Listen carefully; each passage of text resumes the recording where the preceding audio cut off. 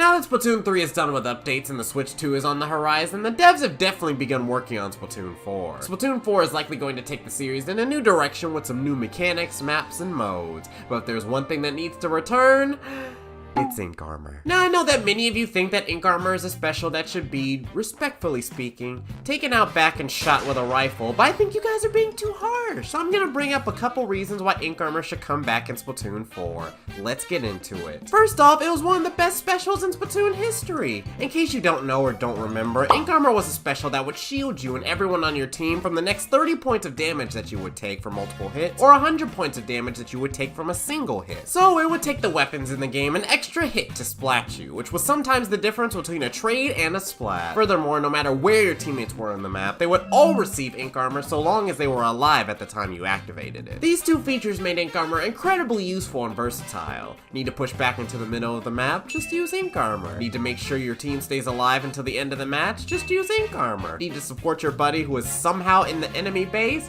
Just use ink armor. These kinds of strong specials are what we need to see in Splatoon 4. What, would you prefer having to huddle up underneath the big bubbler for protection, or need to travel all the way to the tacticooler stand to get your movement buffs? Oh, you would?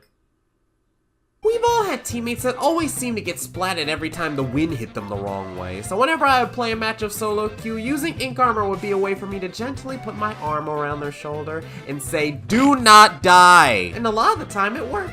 Also, it would be a great way for me to pad my KD with a bunch of assists. If badges return in Splatoon 4, then ink armor would guarantee you getting the #1 Splat Assister badge, and possibly the #1 overall Splatter badge after every match. Imagine all the fist bumps you could get in that game. As useful as ink armor was, though, it wasn't broken or anything. Compared to special weapons like Bubbler that would literally make you invincible, ink armor was actually pretty tame.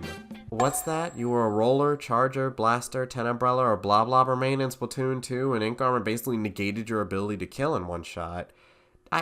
Shut up and stop being so soft! Just do what other main weapons do and hit them again. Shooters, brushers, and dualies could shred ink armor just fine, so you guys can too. Boo-hoo! Your E-liter 4K that has the range of an astronomical unit needs to charge up one extra shot in order to splat someone who had ink armor. Fully charged E-liter shots would actually do more than shred ink armor too. It would deal an additional 80 damage to the player. So all you need to do is land a tap shot and you'll still get the kill. For my Splatana peeps, you guys already violate ink vac users. You guys need a special to put you in your place. And for my stringer peeps, you probably would have missed your one-shot kill anyway. And in addition to that, it takes a second for players to even receive the ink armor. First, a mist surrounds their character, clearly alerting you that ink armor has been activated. So just shoot them down before they get it. What's that? What if they receive ink armor while they're in your blind spot? Then check the map, lay down some mines, take ESP classes, figure it out! And lastly, for those of you mentioning that ink armor is too spammy of a special, it doesn't have to be.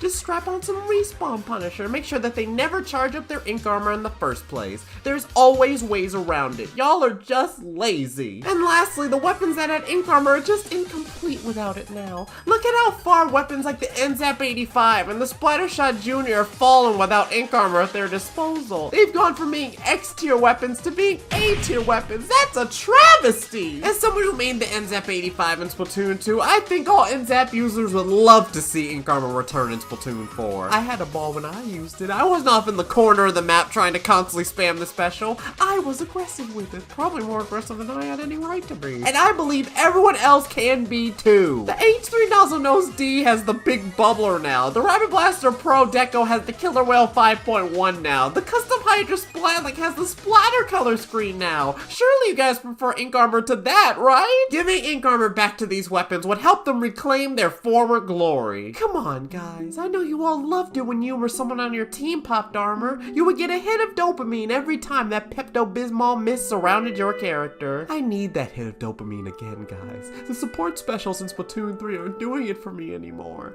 We went from this to this, from this to this, from this to this. I need a special that I can trust to keep my team alive from anywhere on the map. Not an oversized dirt devil or crack in a can. I want to go back to knowing that when I activate my special, the tide of the battle will shift. Will it shift in a fun way? Probably not for the enemy team, but it will for me because winning is fun. And I know what you're thinking after watching this video. Alpha, is this just a blatantly biased video advocating for Ink Armor to return in Splatoon 4 because you enjoyed it and don't want the hassle of worrying about special placement or teamwork? Yes.